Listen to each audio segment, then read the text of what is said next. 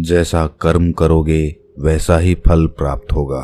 ये कहावत हम सब ने बहुत बार अपने जीवन में सुनी होगी, लेकिन क्या सच में आप दिल से मानते हैं कि अच्छे कर्मों का फल अच्छा ही होता है? अंदर से कोई स्पष्ट उत्तर नहीं आ रहा होगा, क्योंकि हम अपने आसपास ऐसे बहुत से लोगों को देखते हैं जो जीवन भर अच्छे कर्म करते रहते हैं, लेकिन इसके बावजूद उन्हें अच्छे फल प्राप्त नहीं हो पाते। एक नौजवान कड़ी मेहनत करता है किसी परीक्षा में पास होने के लिए, लेकिन उस परीक्षा के परिणाम में उसे निराशा ही हाथ लगती है। तो इससे तो यही सिद्ध होता है कि जिन महापुरुषों ने ऐसा कहा है कि अच्छे कर्मों का फल अच्छा ही होता है, या तो वो महापुरुष गलत थे या फिर हम कर्मों का लेखा जोखा समझ ही नहीं पाते।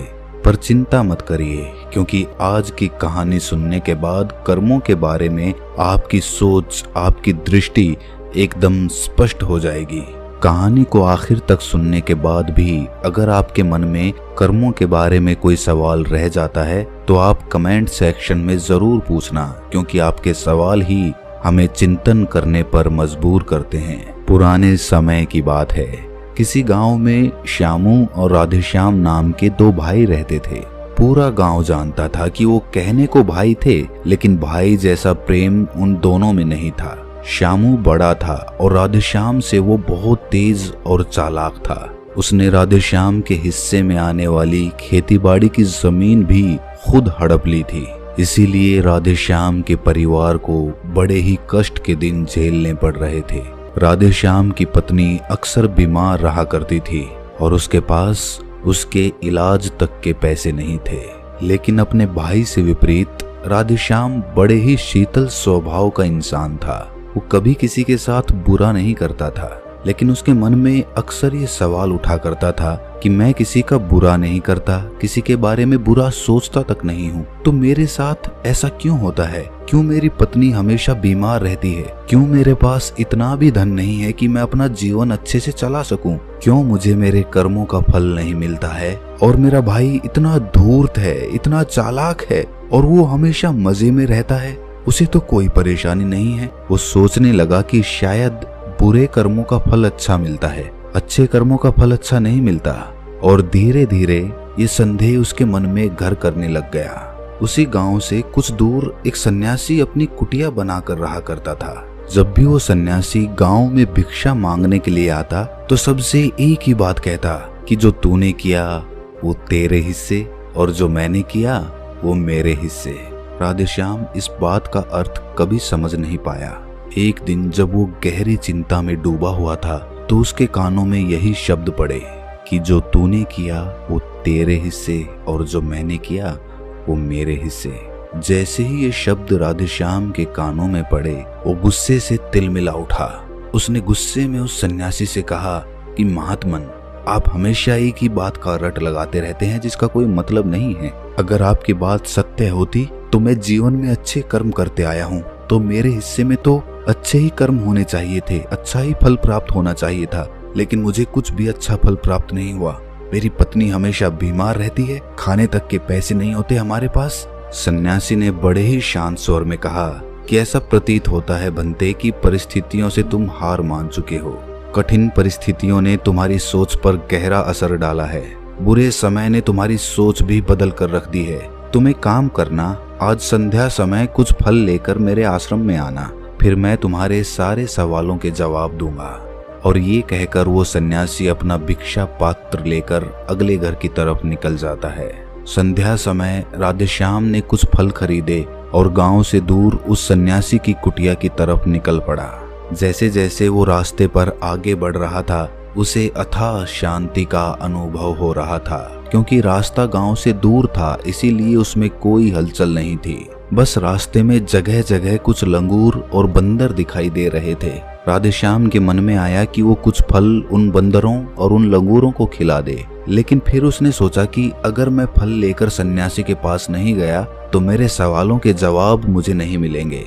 इसीलिए बंदरों से वो फल बचाता हुआ उस सन्यासी की कुटिया तक पहुंचा। जैसे ही राधेश्याम उस कुटिया में पहुंचा, वैसे ही सन्यासी बोल पड़ा, अगर मन में था तो ये फल खिला क्यों नहीं दिए बंदरों को?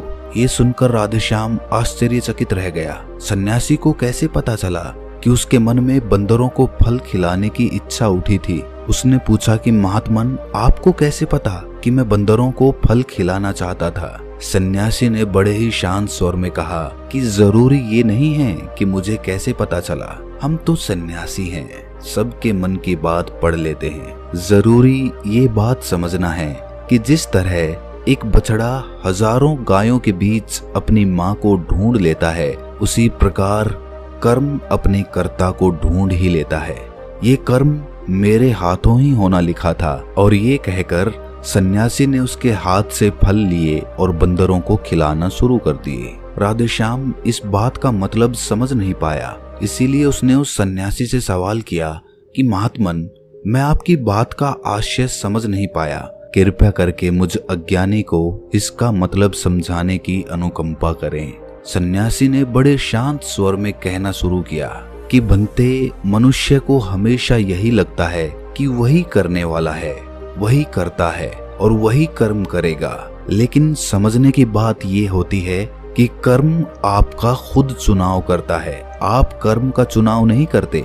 अगर आप किसी कर्म को करने के योग्य हैं तो हजारों लोगों के बीच में से कर्म आपको अपने आप ढूंढ कर निकाल लेगा। इसीलिए योग्य बनने पर ध्यान दो, कर्म करने पर ध्यान मत दो। अगर तुम सिर्फ कर्म करने पर ध्यान दोगे तो कभी योग्य नहीं बन पाओगे। योग्य बनने के लिए जिन कर्मों की आवश्यकता होती है, पहले उन छोटे छोटे कर्मों को करना शुरू करो, और जब तुम योग्य बन जाओगे तो बड़ा कर्म या कहें कि मुख्य कर्म या फिर जिस कर्म के लिए तुम बने हुए हो वो कर्म तुम्हारे पास खुद चल कर आएगा। उदाहरण के लिए तुम इन बंदरों को देखो। इन बंदरों ने छोटे छोटे कर्म करके पेड़ों पर चढ़ना सीखा, गुलाटियां लगाना सीखा, और इसी प्रकार छोटे छोटे कर्म करते हुए ये मुझ तक पहुंच गए। और मुझ तक पहुंचने के बाद इनके पास इनका खाना खुद ही पहुंच गया। इसीलिए अपनी रोजमर्रा की जिंदगी में छोटे छोटे कर्म करते हुए अपने आप को योग्य बनाते जाओ, और जब तुम योग्य बन जाओगे तो अपने आप बड़ा लक्ष्य तुम्हें प्राप्त हो जाएगा।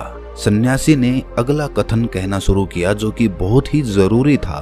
ध्यान लगाकर सुनना। अगर तुम योग्य बनने के लिए कर्म नहीं करोगे तो दूसरे लोगों के कर्म भी तुम्हें प्रभावित करने लगेंगे।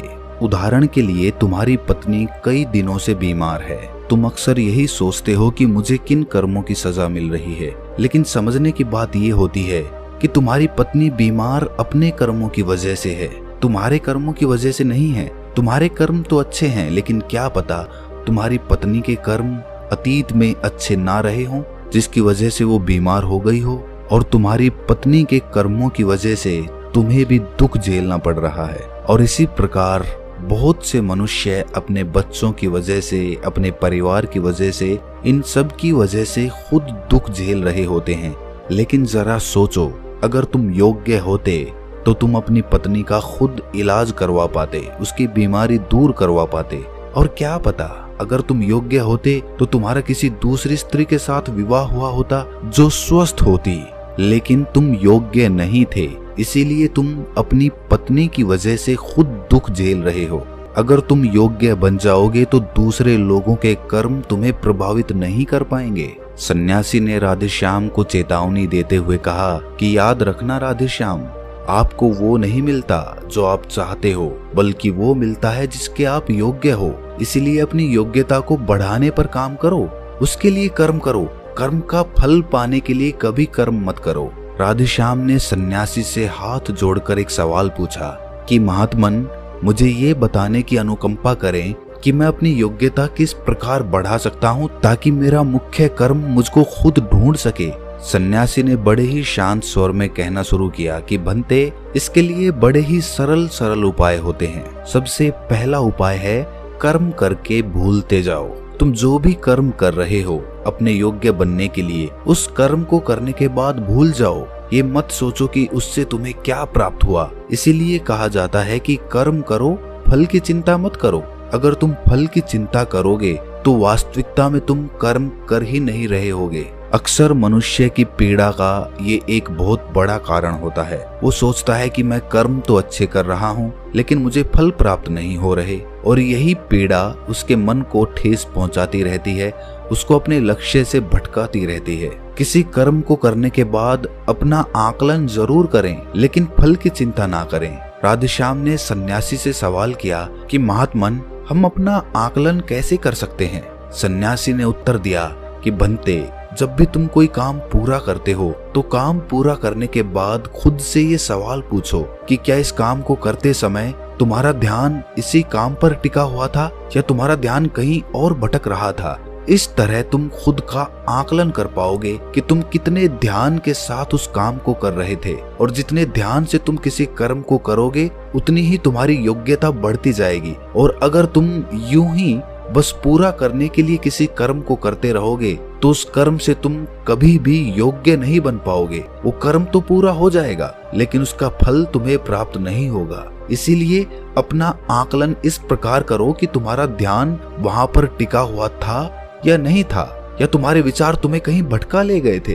और कोशिश करो कि तुम्हारे विचार अगली बार जब तुम ये कर्म करो तो उसी कर्म पर टिके रहें, इधर उधर दूसरी बातों में भटके ना। राधेश्याम ने इस पर एक सवाल पूछा कि महात्मन, जब भी हम कोई कर्म करते हैं तो हमारा मन विचारों से ग्रस्त हो जाता है, वो तरह तरह की बातें सोचने लगता है, तो हम किस तरह अपने मन को एक ही कर्म पर टिका कर रख सकते हैं? इसके लिए कोई उपाय बताएं। सन्यासी ने इसका उत्तर देते हुए कहना शुरू किया कि भंते, जब भी तुम किसी कर्म को करते समय अपना पूरा भाव उसमें डाल देते हो तो तुम्हारे विचार उसी कर्म पर केंद्रित रह सकते हैं। पूरी निष्ठा, प्रेम और सद्भाव के साथ किया गया कर्म तुम्हारे विचारों को इधर उधर नहीं भटकने देता। विचार तभी तुम्हें दूसरी दिशाओं में बहाकर ले जाते हैं जब तुम उस कर्म को पूरी निष्ठा के साथ नहीं करते, उसमें पूरा प्रेम नहीं डालते, उसमें पूरा भाव नहीं दिखाते। जब ये तीनों चीजें तुम उस कर्म में डाल देते हो तो स्वाभाविक रूप से तुम पूरी तरह उस कर्म में सम्मिलित हो जाते हो और तुम्हारा मन और मस्तिष्क एक ही जगह पर टिका रहता है। सन्यासी ने अपनी बात खत्म करते हुए कहा कि अगर कोई इंसान, कोई मनुष्य इन उपायों का सही तरीके से इस्तेमाल करता है, उनका पालन करता है, तो वो किसी भी कर्म के लिए अपने आप को योग्य बना सकता है। और एक बार अगर वो योग्य बन जाता है तो उसी बछड़े की भांति उसका कर्म उसे अपने आप ढूंढ लेता है। राधेश्याम को कुछ फलों के बदले जीवन भर का ज्ञान मिल चुका था, उसे स्पष्टता मिल चुकी थी, उसके सारे मन के सवाल खत्म हो चुके थे। उसने सन्यासी को प्रणाम किया और वहां से अपने घर के लिए निकल पड़ा। रात हो चुकी थी और रास्ते पर अंधेरा छाया हुआ था। वो इन बातों के बारे में विचार करता हुआ अपने घर की तरफ निकल पड़ता है। तो दोस्तों, कैसी लगी ये कहानी आपको? कमेंट सेक्शन में जरूर बताना, और अच्छी लगी हो तो इस चैनल को सब्सक्राइब करके नोटिफिकेशन बेल को जरूर प्रेस कर देना। तो मिलते हैं अगली कहानी में, तब तक के लिए अपना ख्याल रखें।